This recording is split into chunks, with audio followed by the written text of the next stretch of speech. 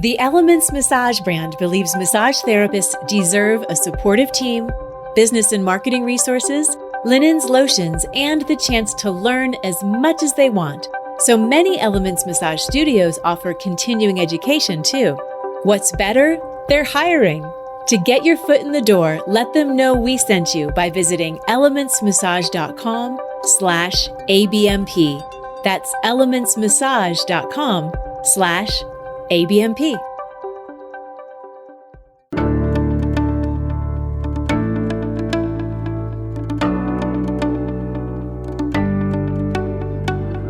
I'm Darren Buford. And I'm Kristin Coverley. And welcome to the ABMP Podcast, a podcast where we speak with the massage and bodywork profession. Our guest today is Susan McPherson. Susan is a serial connector, angel investor, and corporate responsibility expert. She is the founder and CEO of McPherson Strategies, a communications consultancy focused on the intersection of brands and social impact.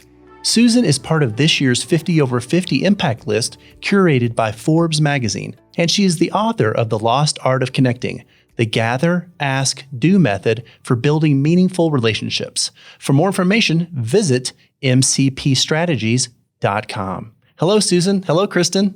Hello. Lovely to be here. It's so lovely to have you here. Thanks for being with us. I'm really excited, Susan, to talk to you today and see how we can take these concepts that normally apply to bigger corporations and really bring them into focus to see how our sole proprietor massage therapists can use them in their own businesses. So thank you so much for being here. We're very excited. Let's jump right in.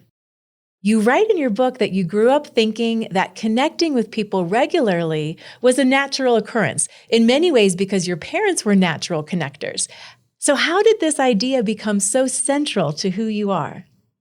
Well, honestly, every single morning at the breakfast table, and I'm not exaggerating, I would literally vie for real estate for my bowl of cereal or my cinnamon toast because my parents would have the 5 local newspapers. There used to be many local newspapers, by the way, for those of us of age.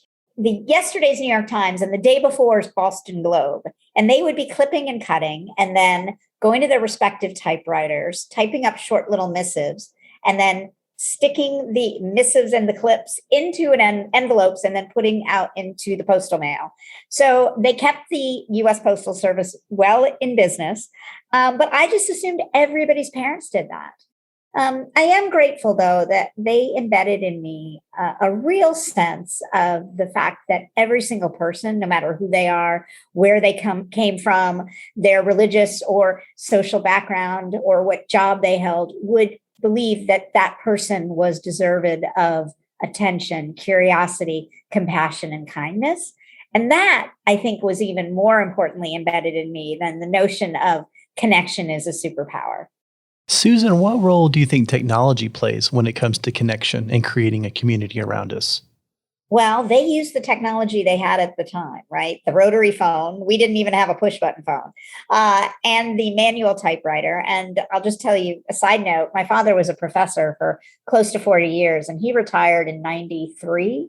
And my siblings and I gave him a computer as a retirement gift, and he put a sheet over it. He, until he passed in 2008, was still using his manual typewriter.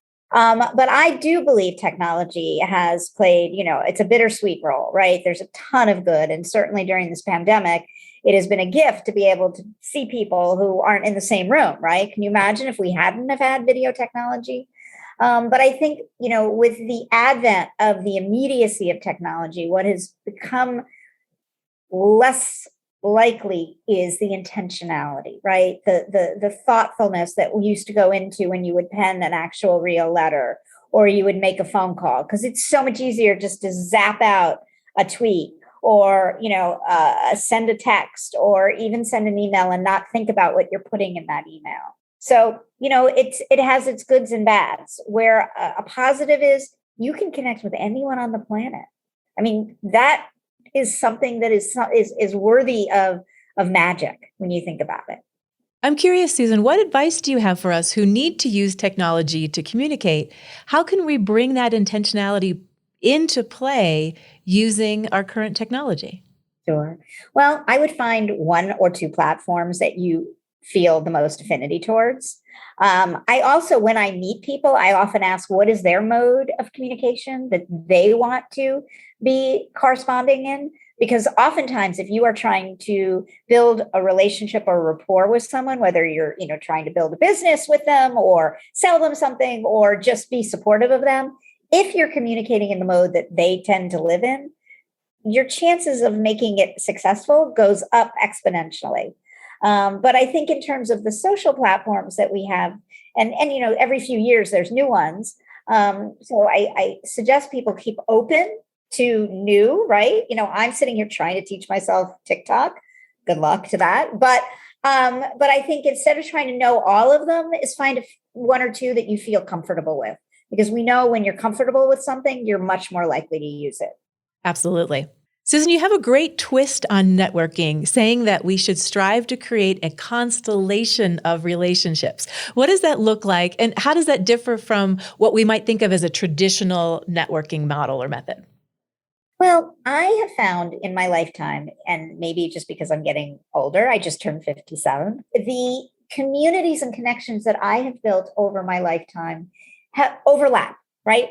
And they are interchangeable. And when connections are made, stories come to life. I like to think of them as tapestries of stories, if that makes sense. And if you look back into antiquity, when people would look up into the sky, they actually, to make sense of it all, created stories, and they assigned the patterns they saw into various, Greek gods and tales that we've learned as we've grown up. Now, I'll be honest with you, when I look up in the sky, the only one I ever see is the Big Dipper, but that's beside the point.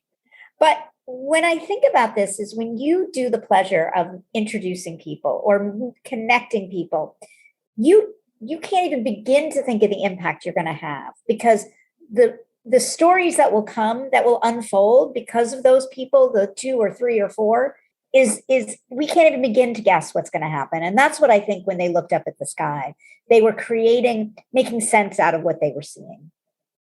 Susan, can you explain the premise of your book, The Gather, Ask, and Do Method?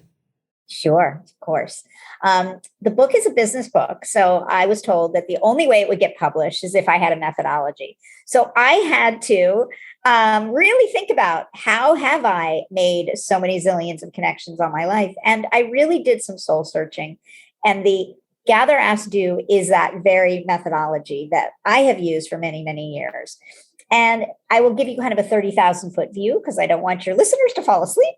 And of course, if they want to get more information, they can certainly read the book. But in the Gather section is when you do a bit of self-audit and self-reflection, and really think about what your goals are over the next 1 year, 3 years, and think very intentionally, who do you want to connect with and or reconnect with, dormant contacts, connections, old friends, old colleagues, that could help you meet your goals, but also how could you be helpful to them?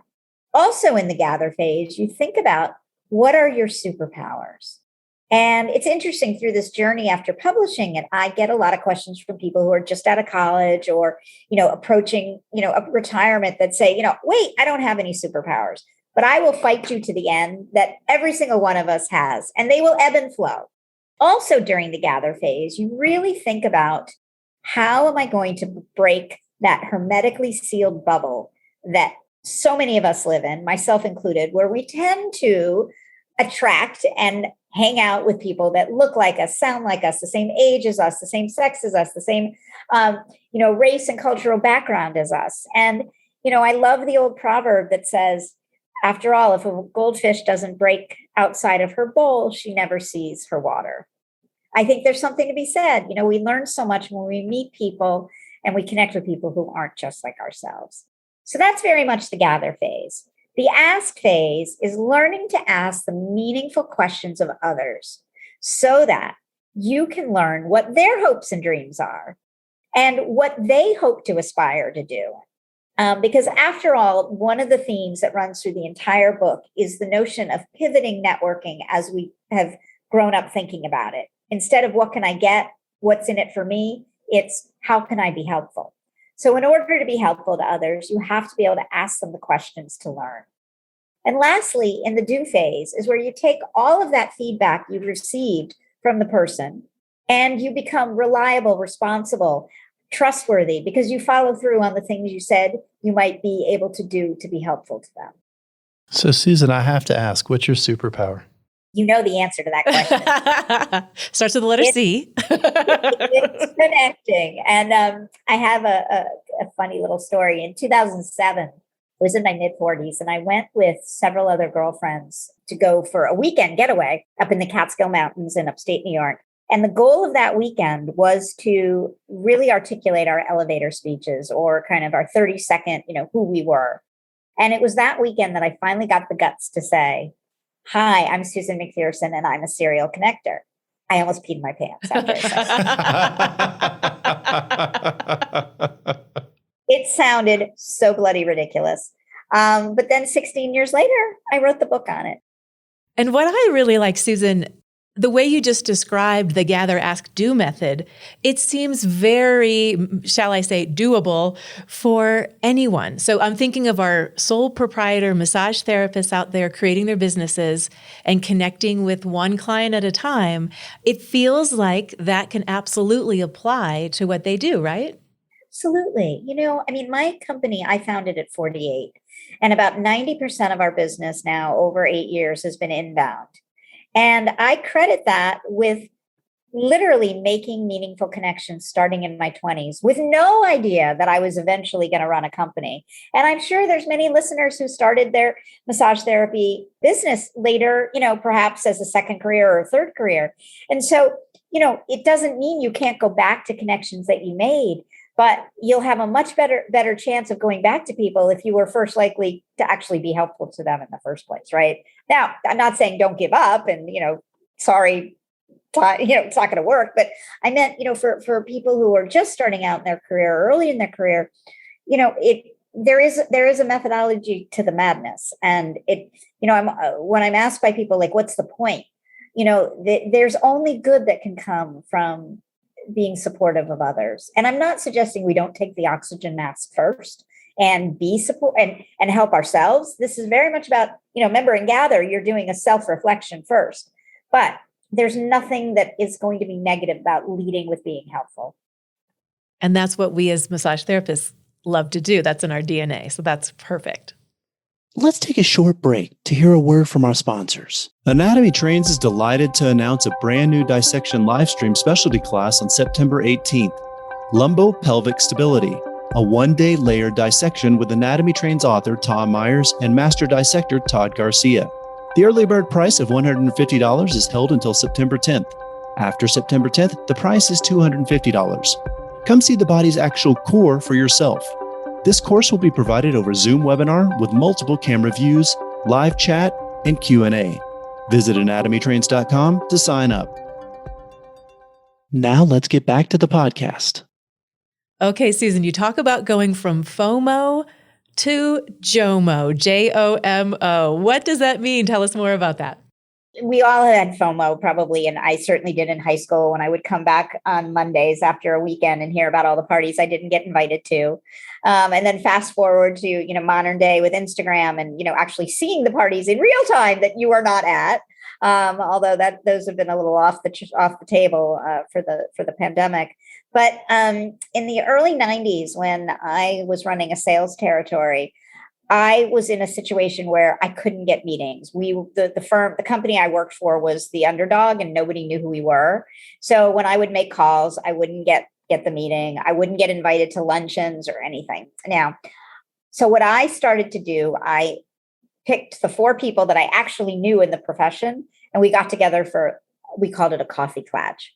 And we had so much fun. We decided, well, in 2 weeks, or maybe it was 4 weeks at this point in time, bring one other person or bring 2 people. And within 6 months, we had about 80 people that would routinely get together. So what I learned from that is to flip fear of missing out, FOMO, not into joy of missing out, but the joy of meeting others. And I have carried that with me. And I do believe, when we are fearful of being a host, we don't have to do all the inviting, right? This is where you can, by taking it on and saying, I'm going to gather these people. You're being a connector. You're bridging people together, but you don't have to be the one that is, inviting those 80 people, right? So that is what I have continued to do, for years to come. And it's worked out quite wonderfully. And the beautiful thing is you can gather people based on discussing massage therapy, right? I mean, it doesn't have to, you can have it based on your love of tomato soup. I don't know why I just thought of tomato soup, but it does sound good, doesn't it? It does. Absolutely. Susan, we were just talking about first asking, how can I help you? Not how can this person help me? And why is that approach so important? And how can we be more intentional about it? Well, I think, when you have to be authentic, right? I mean, if you're going to be offering up help to people, you have to understand how you can be helpful, right? And this is where it's so important to kind of figure out what your superpowers are. But I believe when you offer up help to others, you are showing up in a far more humane fashion, as long as it's genuine, right? And it basically says, I see you, I'm going to listen to you, and I care about you. And I think we could use a little bit more of that in the world. Susan, one of the critical aspects to building relationships, you say, is being a good listener. What tips do you have for us to improve those skills? Well, I learned how woefully bad I was at listening in the research I did for the book. And I spent a good deal of time listening to Dr. Julian Treasure's TED Talks. And then I spoke with him.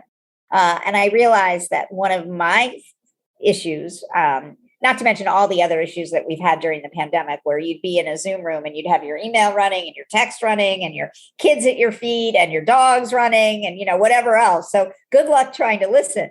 But one of the things I learned that I was woefully bad at was the fact that I would do anticipatory listening, meaning I would be so busy thinking about how was I going to be helpful or try to help that I wasn't paying attention to what the person was saying. So a couple of things that I have learned to do. One, I always have a notepad with me. And if I don't, I use the notes function on my phone.